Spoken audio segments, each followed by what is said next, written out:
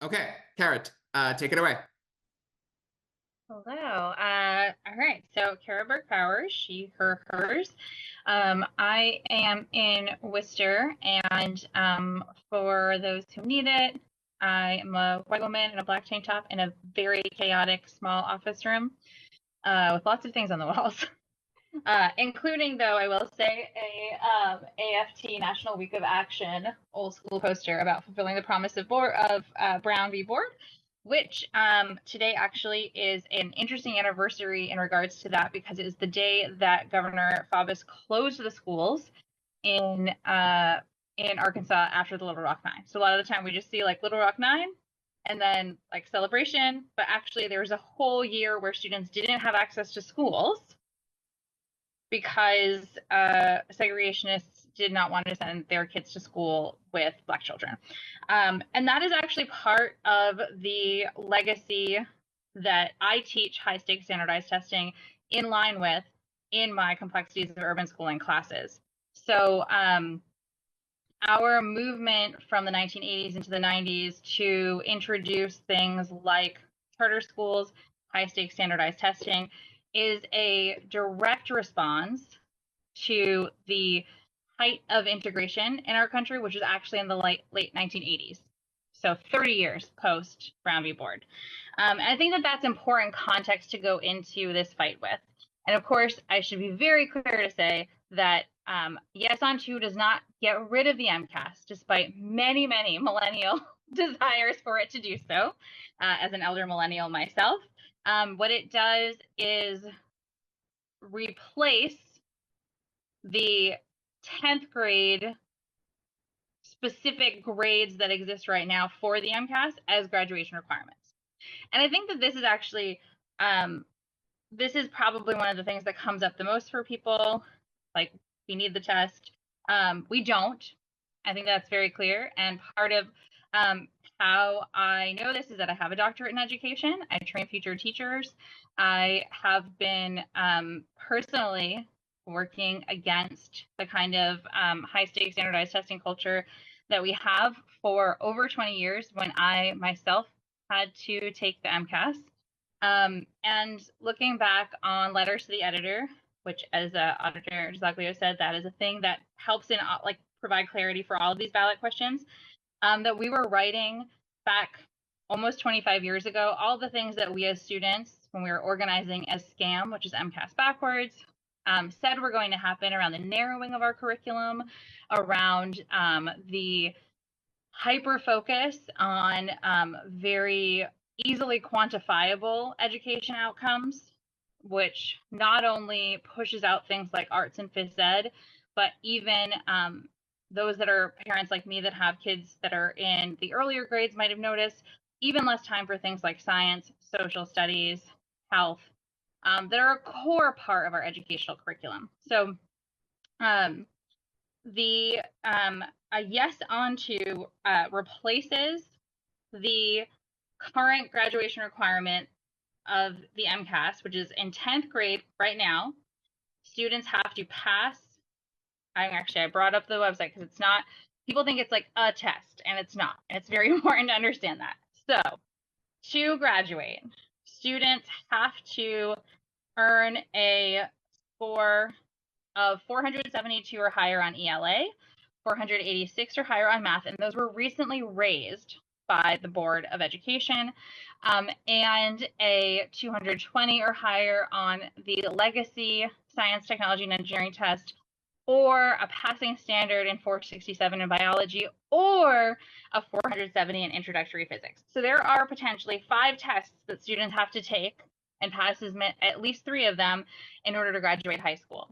And this is directly from the Department of Education's graduation requirement page, which is 3/4 about the MCAS. And then at the bottom, we have other high school requirements and guidelines, which is 4 years of English, 4 years of, so passing grades in 4 years of English, 4 years of mathematics, 3 years of a lab-based science, 3 years of history, 2 years of the same foreign language, a year of arts, and then 5 additional courses like health, technology, business, and those, we have a great variety of AP courses. I'll keep my issues with College Board to myself with the purposes of this call. But students who are taking with some of my colleagues, yes, I absolutely will post those, who are taking things like AP Psychology, that counts towards your graduation. So one of the things that's important to understand is that if we have this gate of these tests, none of those other graduation requirements matter. So you can take all of those courses that I just listed over your 4 years of high school, pass them with A's. And if you do not get those specific grades on the Massachusetts Comprehensive Assessment System, which is a high stakes standardized test, it is not a system and it is not assessment, then you do not get a high school diploma. And that's in your sophomore year. So one of the arguments is that then you get 2 more years to pass it. Okay, so then for 2 years, you are doing the same coursework while everyone else has moved on. So this is holding our students back in multiple ways.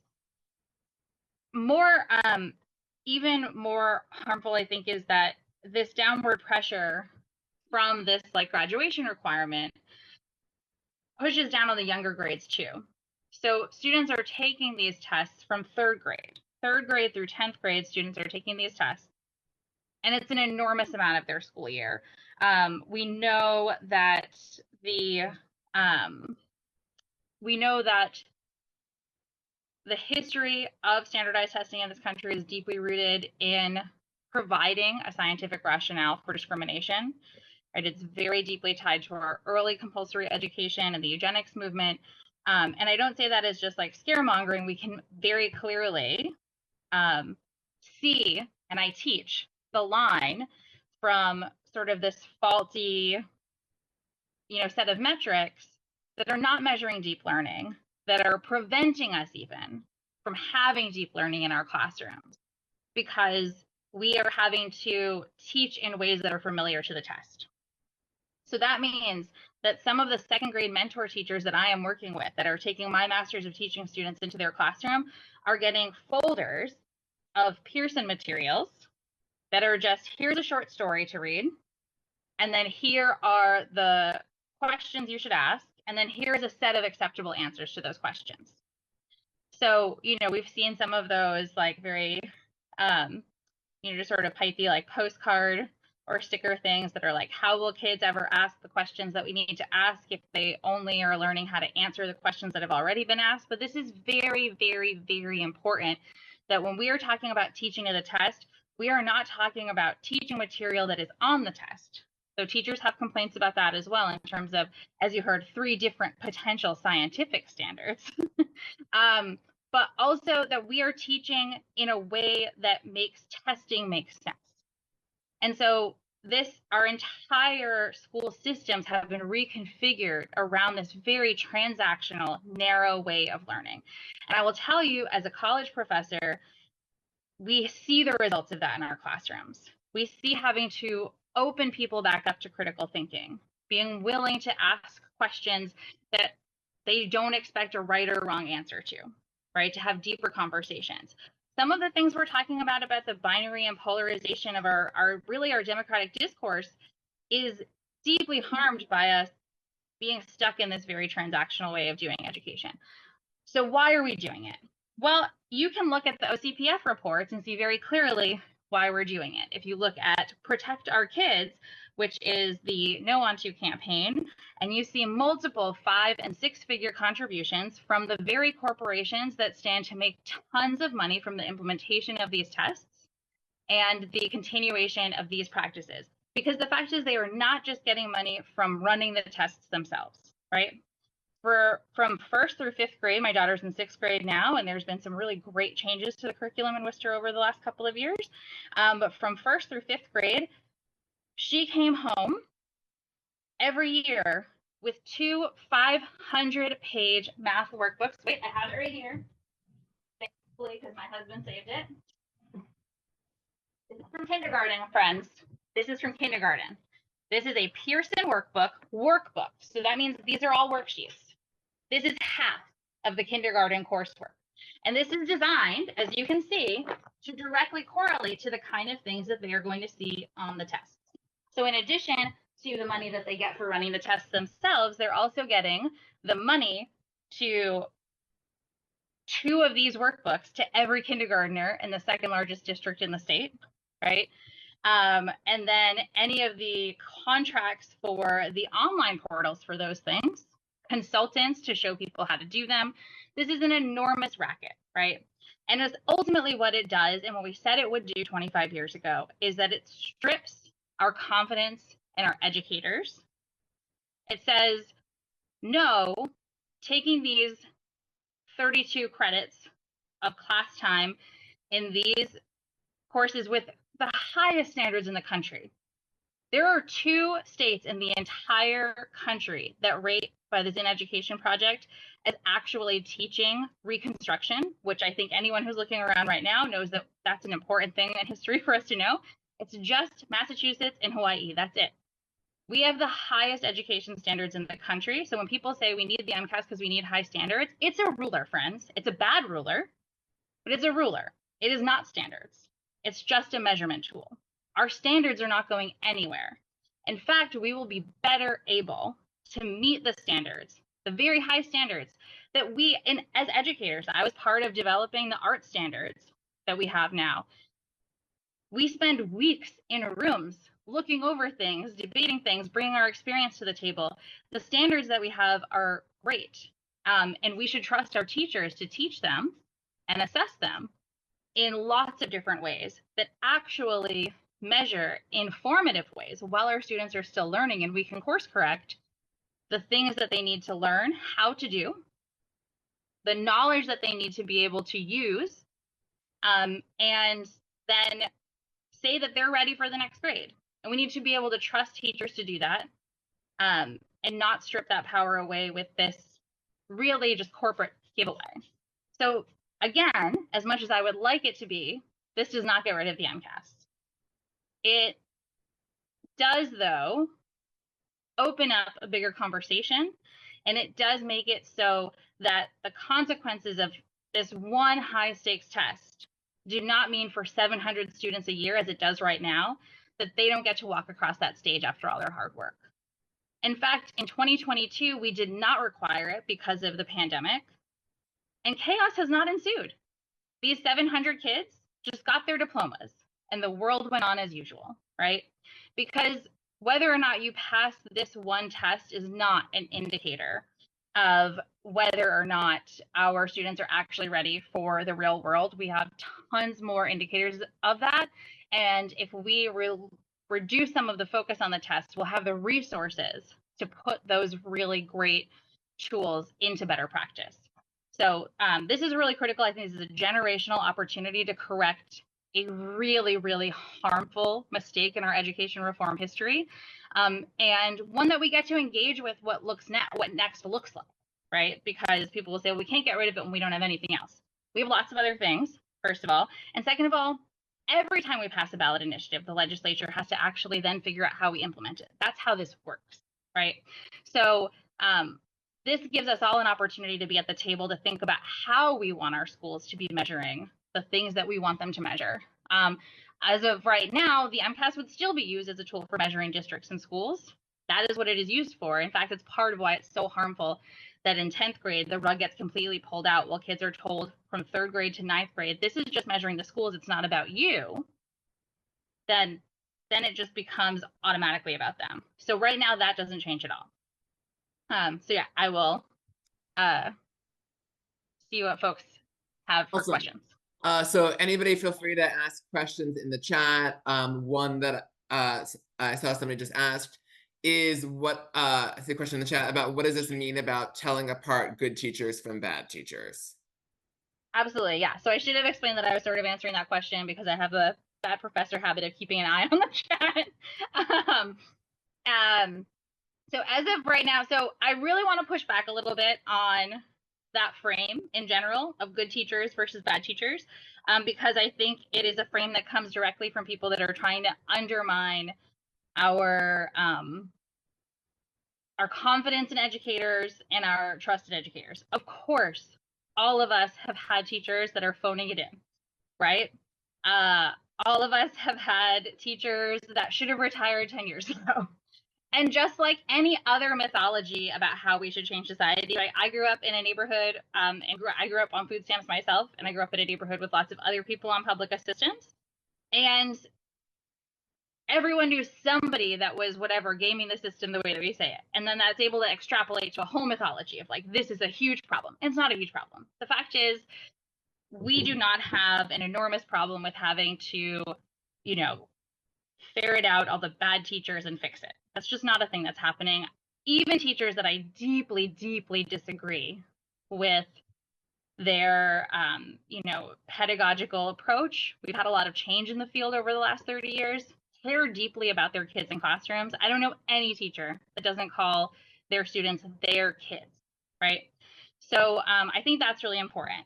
That said, how we measure as a overall schools and districts will not change. This is just about the graduation requirement for students. And let me get to other questions in the chat. I'm gonna basically kind of clarify one question about like what just kind of repeating again, like what replaces the kind of the graduation requirement of the test. Since as you know, the MCAS itself does not go away, but what is the replacement for like that requirement? Right. And so the ballot initiative does not have a specific position on that.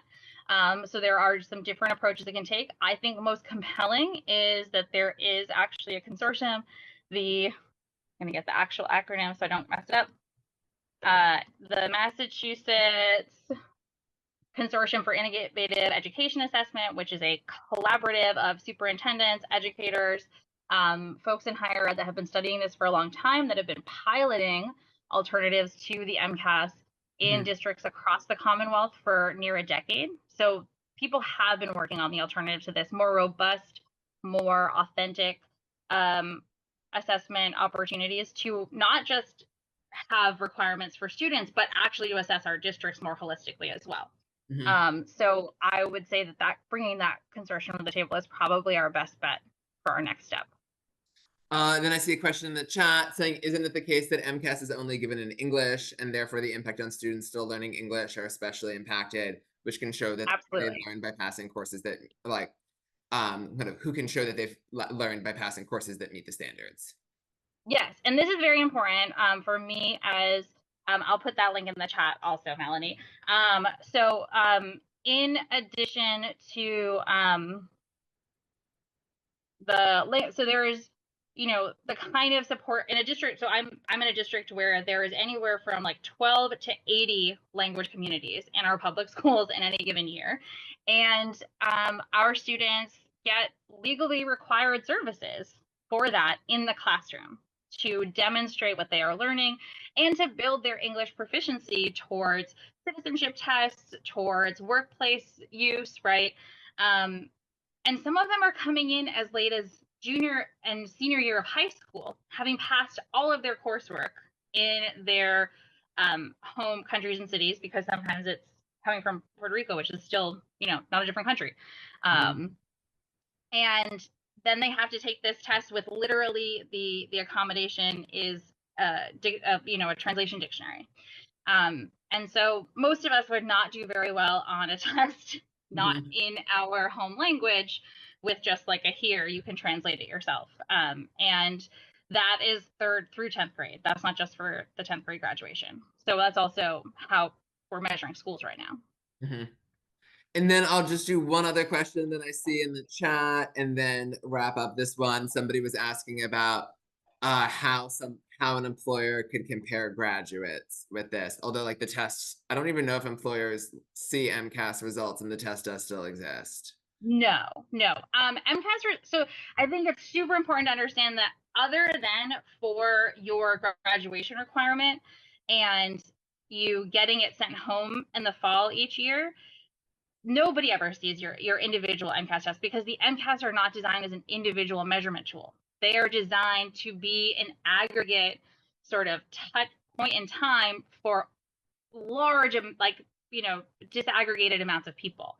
They're not supposed to be individual metrics. That's part of why the graduation requirement is so harmful. So absolutely an employer would never be seeing it. I also don't know that any employers would find it particularly relevant. And I actually think that that's a huge It's important to push back on that talking point from our chambers of commerce, because they are really pulling that out, that we need to know that people are employment ready. There is nothing on the MCAS that is actually helping people be more ready for any careers. They're not actually defending their members that want an informed and engaged and ready workforce. They're fighting for their members who are making a ton of money from this system. Awesome. Well, final question. If people want to learn more about question 2, where should they go? Absolutely. They should. So if they would like to learn more, I will get the link for that. You'll appreciate this, Jonathan. I actually have the Mobilize link right here. So if you're excited to get involved, we have phone banks 3 nights a week now. So that is the page where you can find that. I will drop a link in the chat for getting more information. I have that up on my phone. Awesome. Well, Cara, thank you so much for joining us. And can I get a round of Zoom applause for Cara?